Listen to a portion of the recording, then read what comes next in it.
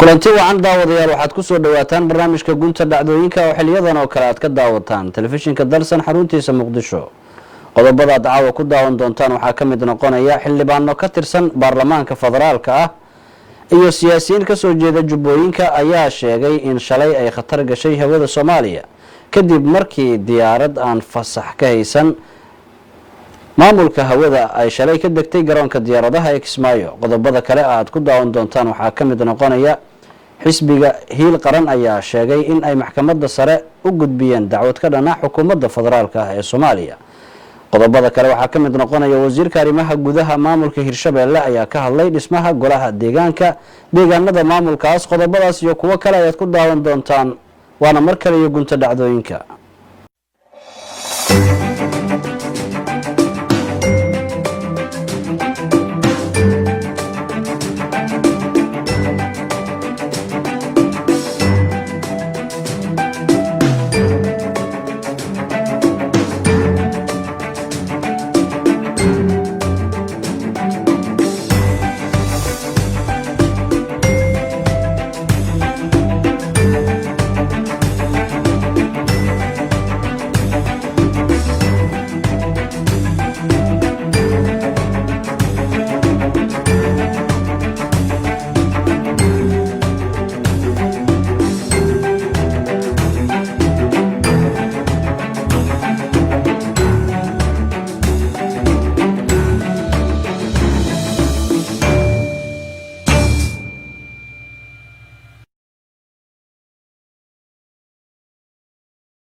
sida aad la socotiin baa saxaafadda iyo dhammaan mas'uuliyiinta shalay waxaa dalkeena si sharci darro qayb ka mid ah magaalada Kismaayo ugu dagay diyaarad sida wafuud sida la sheegay anigu wafd waxaan u aqaanaa kii marka ugu horeysay protocol leh kii marka ugu horeysaba leh muxuu ahaa amnigiisa uu sugan yahay dad doonaya suicide political suicide inay sameeyaan ayaa shalayto magaalada Kismaayo diyaarad oo red off ah oo diyaaradaha ka baxsan jadwalka diyaaradnimo ka baxsan oo khatar gelin karto hawada Soomaaliya sababtoo diyaaradda hadii ay sharci darro ku socoto oo wax haga ay wayso oo qadkii dadkii dajin lahaa iyo dadkii hagi lahaa iyo modificationka intaba laga dhumin karo oo khatar dhimasho ay ka imaan karto oo diyaarada kale ku dhici karaan ayo hawadan aad arkaysiin saacadii waxaa marta muxuu ahaa halkii saac gudahooda waxaa mara ugu yaraan 12 ilaa iyo 20 diyaaradood ayaa marta muxuu ahaa hawadeen secondkii daqiiqadii saacadii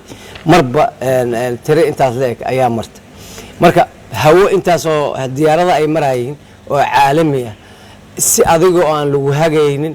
adigoo aan muxuu ahaa amar ka qabin saadaashii hawada aan ka qabin muxuu kaawo ka qabin muxuu ahaa amar ka haysanin adigoo oo muxuu ahaa dawladdii muxuu ahaa dalkaas ka jirtay ay ogolaashadeedii aan la og yahay inaan muxuu ahaa laga hadlay oo la yiri diyaarad aan soo Muqdisho soo caga dhigan ma tagi kartid qatarta ay diyaaradaas gashay iyo dadka ay wadayba qatarta ay galeen iyo hawada dalka qatarta ay gelisay waxaan la soo koobi karin waa runtii waxaan dhihi karaa qayr mas'uulnimo intaas ka weyn ma laha waayo diyaarad waa idin sheegay ku noqon maayo meeqa saacad meeqa diyaaradood oo rakaab oo boqolaal dad sida ee hawadeena wada diyaarad aan raali laga ahayn hadii hawada laga xirto bas oo muxuu ahaa saadaashi laga dasado bas meeqa diyaarado ku dhici kartaa Allah subhanahu wa ta'ala ayaa dalkeena shalay badbaadiyay waa duulimaad dalkeena lagu soo qaaday hawadiis lagu soo qaaday ayaan u aragnaa arintaas waxaan rabnaa dawladda federaalka si degdeg ah baarlamaanka Soomaaliya iyo dhammaan hay'adaha iyo dhammaan bulshada taageersan dawladda iyo muxuu ahaa golaha badbaadada iyo midnimada Soomaaliyeed ee jubbooyinka waa inay si degdeg ay war ku siisaa oo ayna waliba si faahfaahsan aan war uga helnaa waayo muxuu ahaa qatar intaas ka weyn oo looga ksan kara ma laha insha Allah shacabka jubbooyinka qaasata magaalada Kismaayo muddo badan ay safraayeen sabarkii wuu ka dhammaaday runtii sida annaga baa isnooga dhammaaday laakiin waxaan leeyahay ilaahay rajadiisa lagama quusto aad iyo aad bay ifafaalaha rajada u fiican yihiin culayska iyo gumaysiga ladinku haayo ee ladiin soo tarxiilayo deegaankiina la rabo in ladinka barakaciyo insha allah waa idinka soo gaaraynaa inaad gagsatiina oo aad sabartiin kuna sabartiin sabarka aad sabraysiinna oo ahaada mid ilaahay agtiisa aad ku raalligaraynaysiin aad u ahaado waayo qofka ilaahay raalligareeya ayuu ilaahayna raalligareeyaa marka shacabka jubbooyinka inay sabraan oo ay waxyaabaha ay samaynayeen dadka qayr mas-uulnimada caadaysanaya oo sharci darrada caadaysanaya waxyaabaha ay samaynayeen inayna sii caragelin ayaan ka codsanaynaa insha allah xeer ilaalinta dalka dembiyaa ka dhacay dalkan dembiyaa ka dhacay diyaarad khayru sharci ah aan saadaasha hawada la soconin muxuu ahaaye hawadeenni kusoo xadgudubtay hawadeenna inta ummado ah muxuu ahay ku safraya hawadeenna khatar gelisay beesha caalamka ma aha soomaali kaliya waxa la qalqalgeliyey dhammaan beesha caalamka waa la qalqalgeliyey imisa mas-uul imisa diyaaradood oo rayida oo hawadeena ku safraysa dadka ay wado oo nuucyo kala duwana oo muxuu ahaay u baahan badbaado hawadeena hadday wax ku noqdaan soomaaliya hawadeeda ayaa ceeboobi laheyd waxaa waad ogtihiin dhammaantiin magaalada Kismaayo inuu tahay meel uusan sharci ka jirin iyo kala dambayn waa lawless meel haddaanu sharciba ka jirin oon kala dambayn ka jirin oo nidaam dawladnimo ka jirin oo maleeshiya dadkii afduub iyo xoog ku haysata ay joogto cidda imaanaysa waxay qayb ka tahay waxa meesha yaallo sharci darrada sidaas darteed uma arka anigu muhiimaddu inay tahay dad yimid iyo dad u sii socday iyo kuwa ka soo socday waxaasoo dhan wax macnaa ma samaynayaan muhiimadda rasmiga ee taalla dhulka waxa weeyaan sharci darrada fawdada qaska afduubka dhibaataynka dilka barakicinta qixinta masaafurinta ka jirto Kismaayo cudurka rasmiga ee jira waa kaasoo aan daawo loo helin oo aysan indhaha si fiican u qaban oo shaqo laga qabanna waxa kale oo dhan way iska waxaan war unaan moogtay hadda sheegistiisa iyo dhihidiisa ka aamustiisa ay isku mid tahay sidaas darteed waxaan rabaa inaan xoog saaro sidee lagu aqbali karaa Soomaaliya oo dhan baan rabaa inaan la hadlo meel walba joogto noocuu doona ha ahaado mas'uul ha noqdo shacab ha noqdo diaspora ha noqdo rag ha noqdo dumar dhalinyaro qayb ka mid ah dalka Soomaaliya oo aan sharci ka jirin oo kala dambayn aysan ka jirin oo xoog iyo qori iyo afduub uu ka jiro sidee bay ku dhici kartaa in la aqbalo suurtagal ma tahay waxa maalin walba meediyuhu ay tabiyaan oo dadku deegaanka tabinayaan dad la masaafurinayo oo meesha ku dhashay laga masaafurinayo dad la dilay allah u naxariistay marxuumkii maalin halkan lagu aasay oo dhimanaya dad la xiray oo xabsiga guryahooda lagala baxayo 14 qof miyaa mise 12 qof baa shalay riboodkoodana la soo gaarsiiyay oo la xiray oo culimo ku jiraan oo odayaal ku jiraan oo dhalinyaro ku jiraan baa guryahooda lagala baxay askartii iyo maleeshiyaadkii meesha joogay dadka ciidamadii meesha joogay intay u adkeysan waayeen ayaa qaybo weyn oo ka mid ah ay fakadeen oo baxsadeen oo shabaab calooshooda galeen markaas halka lagu xasuuqay yaa qaaday mas'uuliyadooda dareenka dadkaas ayaan anagu u taaganahay dareenka dadkaas rafaadsan ee dhibaataysan ayaan u taaganahay oo calaamad u nahay kana daalimeena in halgankooda wadno ilaa aan natiijada ka keenno insha Allah waxaan dhageysanayay maalmahan oo dhan arkayay dad madax ah oo mas'uuliyiin oo wadankan xilal kala duwan ka soo qabtay oo aad iyo aad moodo inay moogtahay hamuun ugu qabaan meeshaas aan ka hadlaynay nooca u taala oo u socdo waliba caleema saar walaalayaal aqligu hadii uu aadanuhu ka gadmado oo uu aqligu shaqeyn waayo waxa soo haray waxay noqonaysaa wax kale qaar weydiiyo odayaasha ka mid ah maxaa intaasoo dhiba ugu maraysaan ilaa way sogtihiin annana waa ognahay dadkoo dhan adinku xitaa waa ogtihiin inaan Kismaayo doorasho ka dhicin oo axmed madoobe meesha waxa uu la jooga aanay sharci doorasho ahayn waxaa la yidhi waxay ka soo horjeedaan dowladda federaalka iyo farmaajo iyo waa ku xumayn wax intaa dhaafsiisan maaha qof kasta wuu qirayaa dulmiga meesha ka jiro oon annagu diidannahay annagu dadka deegaanka shacabka deegaanka iyo mas-uuliyiintiisi baan nahay dowladda federaalka waa taas halkaanay joogtaa xildhibaan weeye madax kale weeye adeer waa mucaaradi kartaa sharciga iyo dastuurka waddanka ayagu waa dimuqraadi waa xorriyad qofka raba inuu dowladda mucaarado 100 iimood oo lagu mucaaradi karay leedahay adeer mucaarad yaa ku diiday laakiin xageed ka bilaabaysaa ilaahay furaha markuu kaa luminayo shanqadhiisa ku maqashiin maayo furihii oo lumay unbaa raadinaysaa markii caadigaahna furaha waa shanqar iyo qaylo badan yahay waxaad u malaysaa dad badan oo ixtiraam iyo qadarin nagu lahaa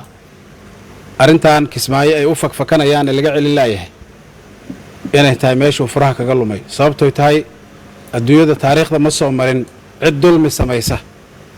ama dulmi gacan siisoo u gargaarta oo ka liimaato ka macaashta weli lama arag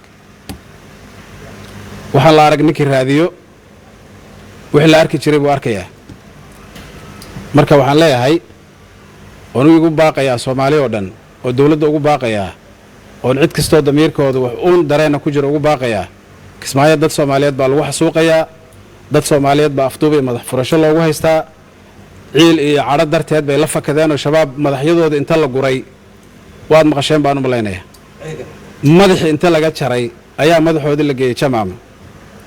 sababta ay dadkaas u fakadeen maxay tahay waa dhibaatada iyo mushkiladda kismaayo ka haystoon laga aamus karin halkaas waxa noocaasa dadka dabaaldeg iyo uu ka soo samaynaya caleemasaar ma garanin anigu dareenka noocaasa meesha uu higsanayo iyo mustaqbalka uu doonayo waxaa la yidhaahdaa baadida ama ammaanada hadday qofka agtiisa ku raagto wuxuu u qaataa inuu asagu leeyahay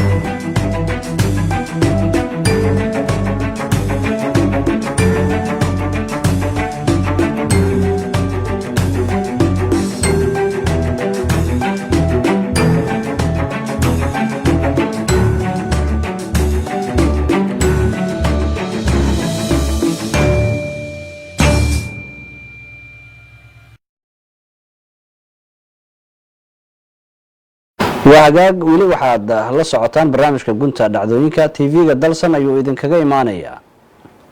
xisbiga himilo qaran ee uu hogaamiyo madaxweynihii hore ee soomaaliya sheekh shariif sheekh axmed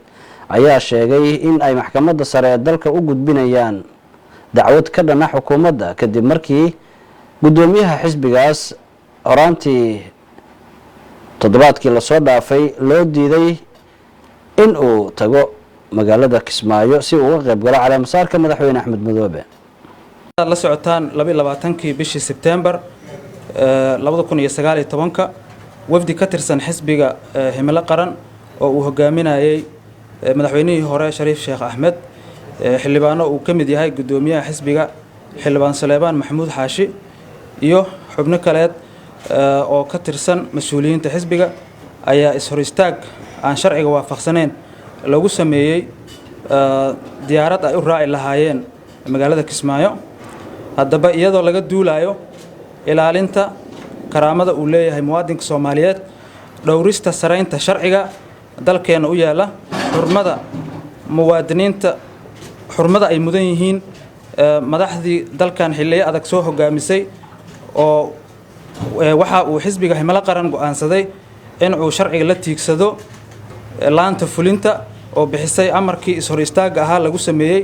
wafdigii uu hogaaminayay madaxweyne Shariif Sheekh Axmed oo safar shaqo ugu socdeen caasimadda ku meel gaarka ah ee gobolka maamul goboleedka Jubbaland Kismaayo arintaas oo aan u aragno ku tumasho shuruucda dalkeena u yaala gaar ahaan qodobada hoos ku xusan qodobka 10aad oo ka hadlaya karaamada aadanaha qodobka 21aad oo ka hadlaya xurriyadda isu socodka iyo degitaanka qodobka 33aad oo ka hadlaya go'aanada maamulka qodobka 7aad oo ka hadlaya xasaanada xildhibaanada gabagabo xisbiga himilo qaran wuxuu ka rajaynayaa maxkamadda sharafta leh in aan helno cadaalad sharciga dalka qofna kama sareeyo waa mahadsantihiin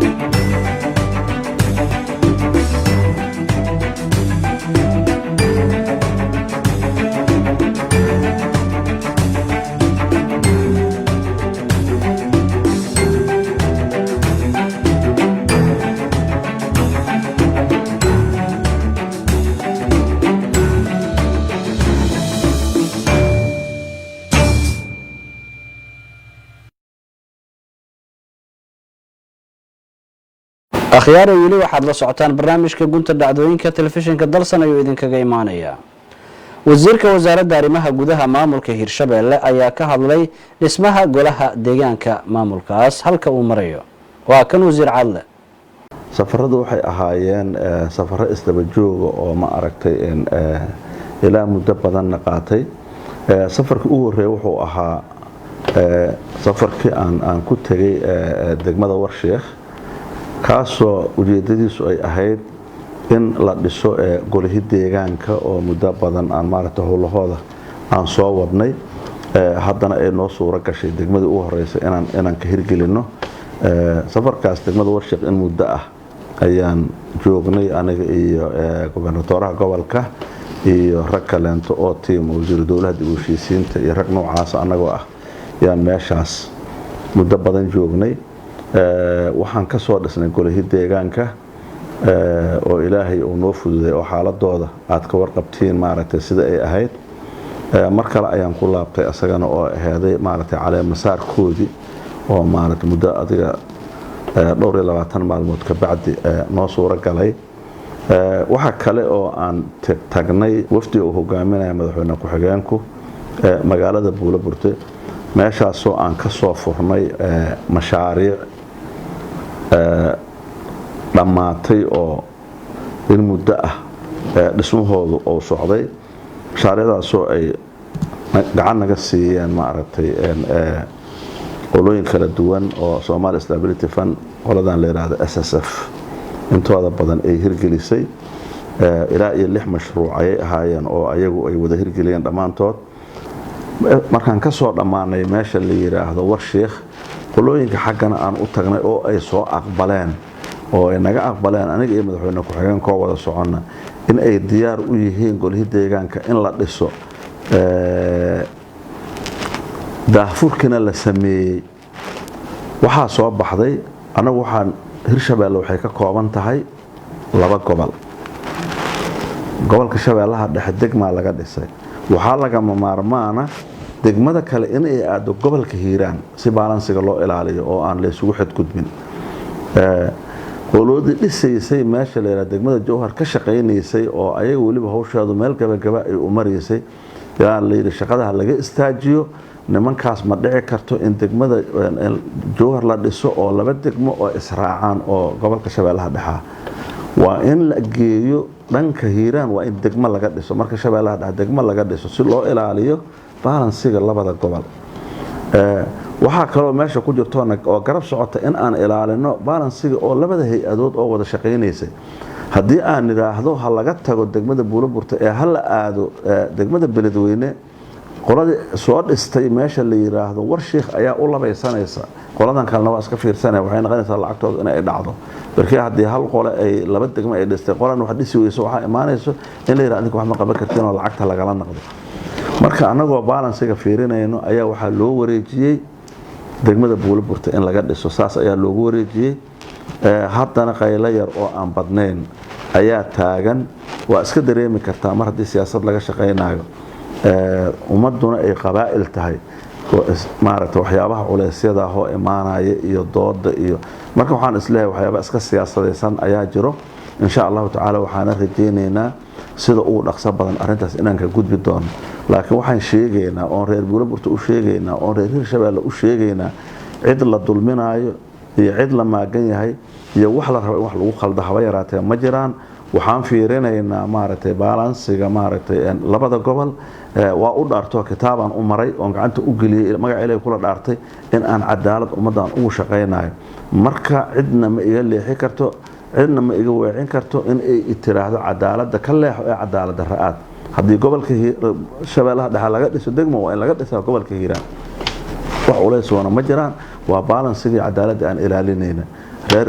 buulaburtana waxaan rajeynaa inay raalli ku noqon doonaan arrintaas insha allahu tacaala haddii ilahay raaco